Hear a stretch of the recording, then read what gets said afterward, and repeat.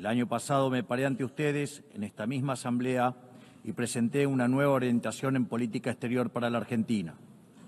Sostuvimos que era imperativo un retorno a las ideas de la libertad, a los principios inmortales que sostienen la dignidad de la vida, la libertad y la propiedad de todos los individuos bajo la ley, y la necesidad de que la cooperación internacional tenga como fin precisamente asegurarlas.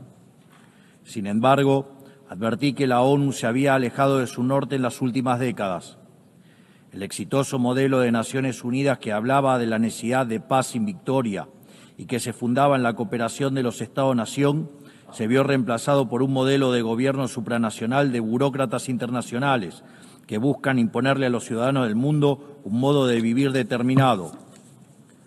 Así es como pasamos de una organización que pretendía mediar la paz entre pares a una organización que pretende decidir no solo qué debe hacer cada Estado-nación, sino también cada uno de los individuos en las distintas latitudes del planeta. Nosotros creemos en el fin original de este organismo.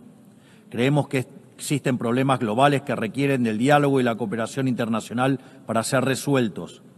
Pero para eso debemos rechazar estas extralimitaciones que a menudo acompañan a las agendas nobles.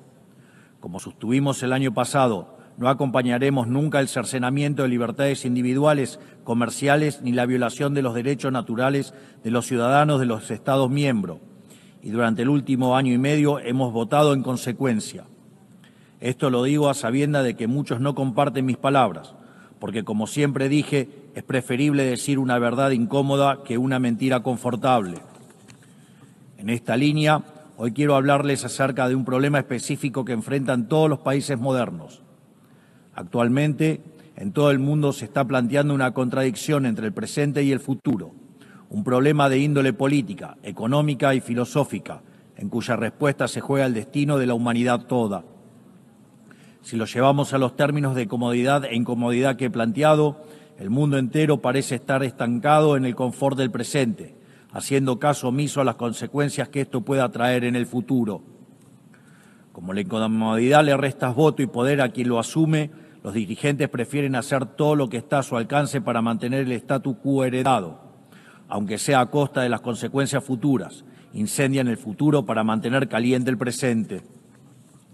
Así, los estados contemporáneos han entrado en una dinámica muy compleja de revertir, en la que los incentivos tanto de la población como de los políticos apuntan a privilegiar el repartir la riqueza de hoy por sobregenerar la riqueza de mañana.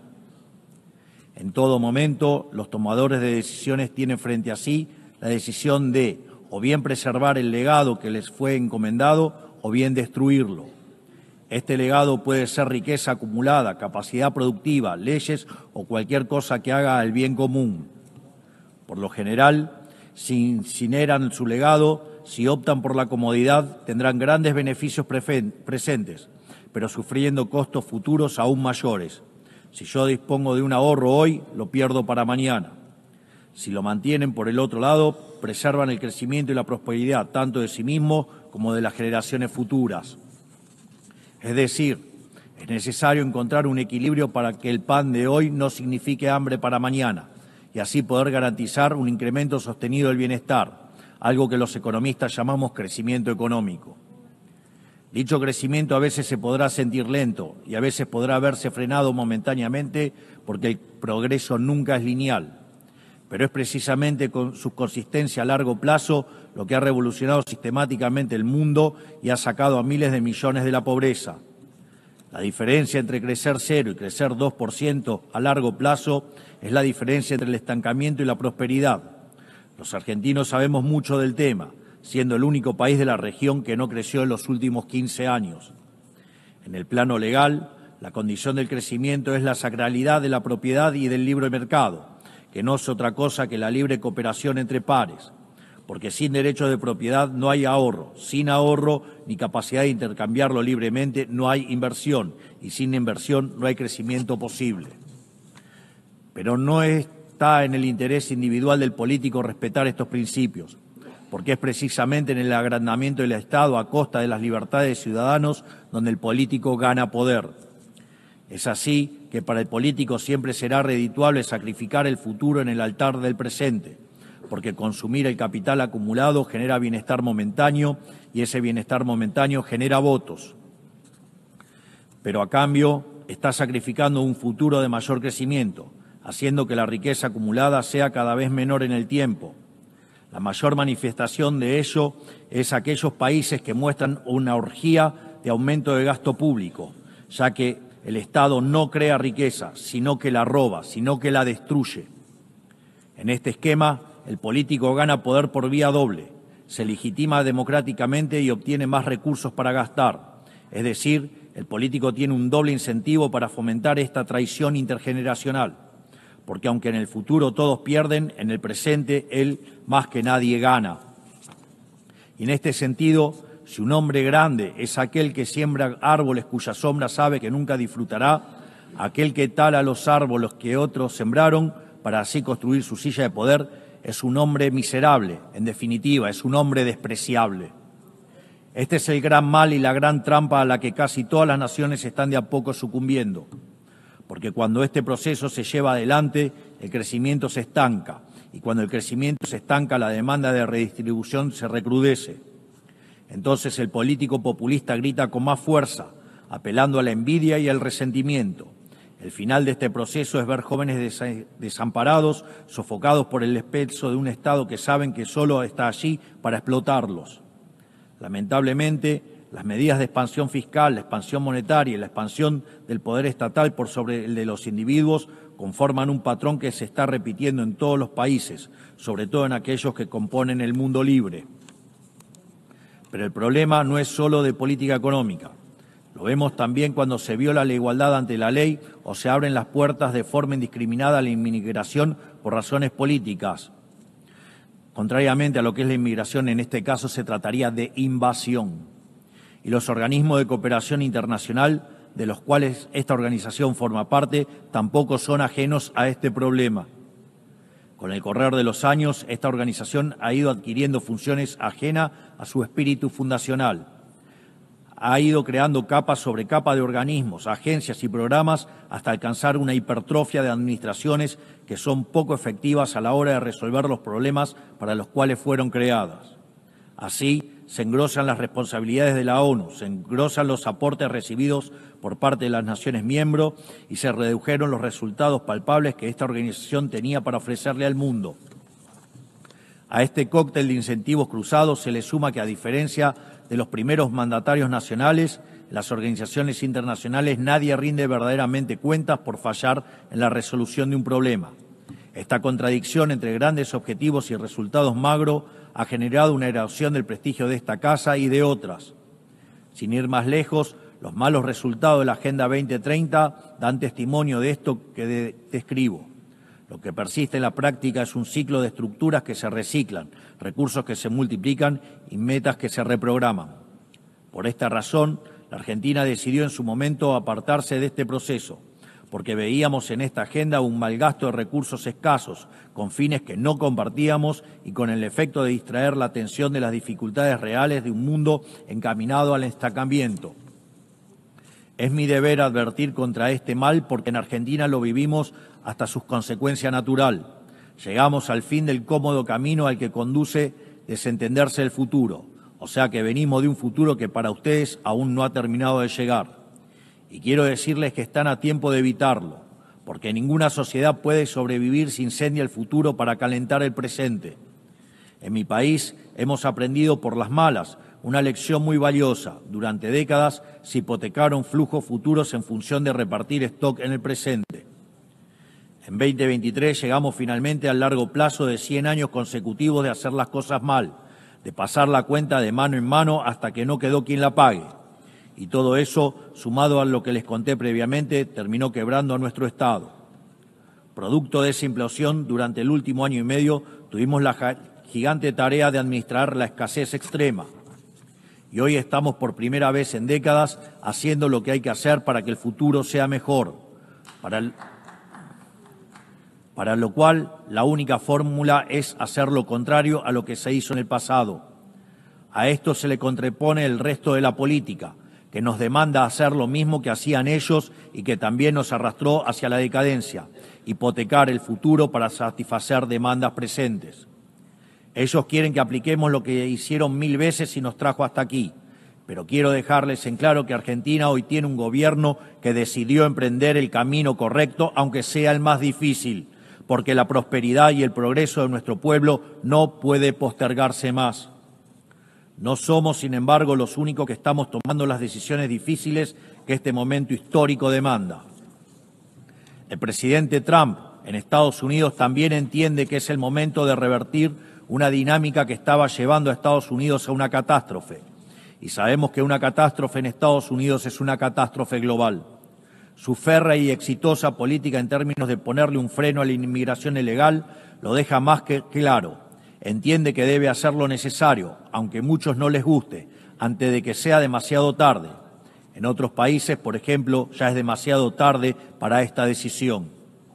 No solo eso, sino que también está llevando adelante una reestructuración sin precedentes de los términos del comercio internacional, una tarea de magnitudes titánicas que hacen al corazón del sistema económico global, porque este sistema estaba depredando el corazón industrial de su país y sumiéndolo en una crisis de deuda sin parangón.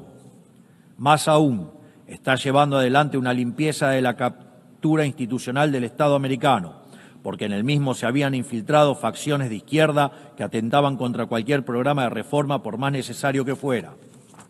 Este tipo de desafíos que tanto el presidente Trump como yo estamos abordando tienen un denominador común que todos los países del mundo e incluso las organizaciones supranacionales deben enfrentar.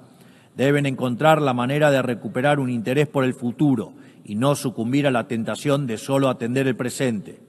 Esto es algo que las grandes naciones de Occidente durante mucho tiempo practicaron y necesitamos recuperar. Hace falta volver a las bases. Debemos recuperar una noción de lo prioritario, acompañado por recuperar una noción de hacer lo difícil y correcto por sobre lo fácil y cómodo. Tal como dije anteriormente, esto también es cierto para los distintos organismos internacionales que han sido incorporando gradualmente este accionar en su ecosistema.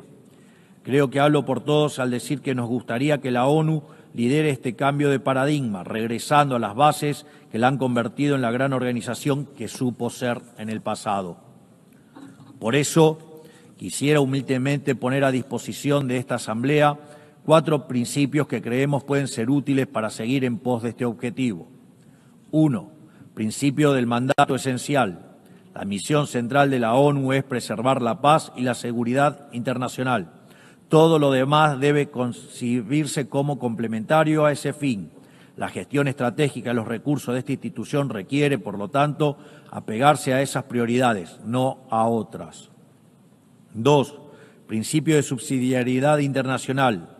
La ONU debería intervenir sobre un tema únicamente cuando sea evidente que el problema excede de manera demostrable las capacidades de acción nacional. En todos los demás casos corresponde devolver la iniciativa a los Estados, que son quienes poseen legitimidad democrática y responden ante sus pueblos. 3. Principio de eficiencia institucional. Así como la Argentina ha iniciado un proceso de optimización del Estado, eliminando estructuras redundantes y devolviendo recursos a los contribuyentes, entendemos que la ONU necesita un camino similar. Ello implica la realización de auditorías confiables, el cierre de programas ineficaces, la consolidación de agencias únicas y un financiamiento condicionado a resultados verificables. 4. Principio de simplificación y racionalización normativa. La paz no es solo ausencia de conflicto, requiere sociedades prósperas. La cooperación internacional no debe transformarse en un obstáculo para el crecimiento económico y la generación de oportunidades. Por ello, solo debemos apoyar iniciativas que no restrinjan la capacidad de los Estados de liberar sus fuerzas productivas, atraer inversión y fomentar el comercio, que son el camino más exitoso para reducir la pobreza. Creemos que estos 4 principios serían grandes valores para reencauzar esta organización, para que así pueda perdurar y traer resultados palpables en el tiempo. Para finalizar, quiero recordar 4 cuestiones sensibles y de vital importancia para la República Argentina.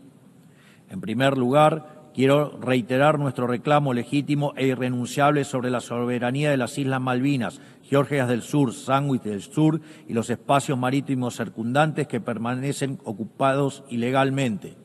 A pesar de los 80 años que pasaron desde la creación de esta organización, situaciones coloniales como esta siguen sin ser resueltas. Por lo que invitamos al Reino Unido a reanudar las negociaciones bilaterales de conformidad con la resolución 2065 de esta misma Asamblea General, junto con todas las resoluciones posteriores que la acompañan. En segundo lugar, quiero manifestar nuevamente mi repudio a las expresiones de violencia fundamentalista que aún existen y se propagan por el mundo. En Argentina ya sufrimos este horror con los ataques de la Embajada de Israel y la AMIA en los años 1992 y 1994 respectivamente. Por eso instamos a la comunidad internacional a fortalecer la cooperación jurídica para garantizar que las circulares rojas de Interpol sean respetadas y que los responsables de dichas atrocidades puedan comparecer ante la justicia, ayudándonos a terminar de cicatrizar esta dolorosa herida en la historia de nuestro país. Tercero, estamos asistiendo a una escalada inadmisible en la violencia política por parte de la izquierda a nivel global, violencia que en Argentina conocemos muy bien. Es inadmisible recurrir a la fuerza allí donde las razones fallan.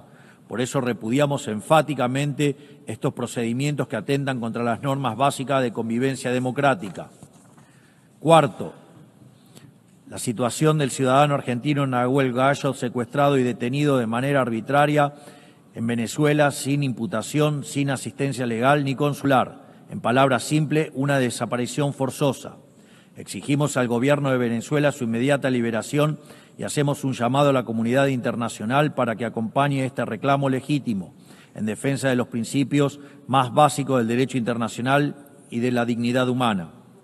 Finalmente, reiteramos nuestra exigencia de liberación inmediata de los rehenes que aún permanecen cautivos en Gaza. Finalmente, que Dios bendiga al mundo libre, que las fuerzas del cielo nos acompañen. Muchas gracias a todos. Thank you very much on behalf of the